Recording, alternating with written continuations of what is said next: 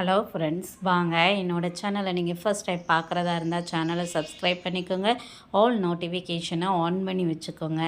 நம்ம சாதம் வந்து தண்ணி ஊற்றி வச்சுட்டோம் அப்படின்னா என்ன பண்ணணும், சில நேரம் சாப்பிடுவோம், சில நேரம் என்ன பண்ணுவோம் யோசிச்சுக்கிட்டே இருப்போம். என்ன செய்யலாம் அப்படின்னா டக்குன்னு கூழ் வந்து செஞ்சுருவாங்க. நான் வந்து வில்லேஜ் சைடில் வந்து மோஸ்ட்லி அதான் நாங்கள் வந்து பண்ணுவோம்.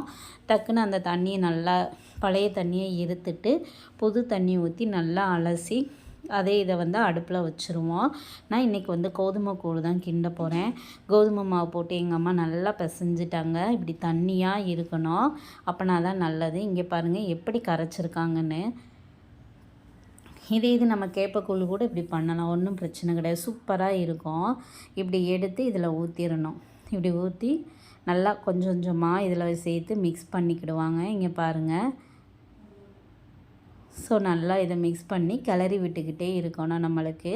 ஏன்னா கோதுமை மாவு வந்து ஒரு மாதிரி கட்டி வந்துடும், கட்டி பிடிச்சிக்கணும். ஸோ அதனால் எப்படி பண்ணுறாங்கன்னு பாருங்களேன். இப்படி நல்லா பிசைஞ்சு ஊற்றிட்டு இப்படி வந்து நல்லா பரட்டி பரட்டி பரட்டி பரட்டி எடுப்பாங்க.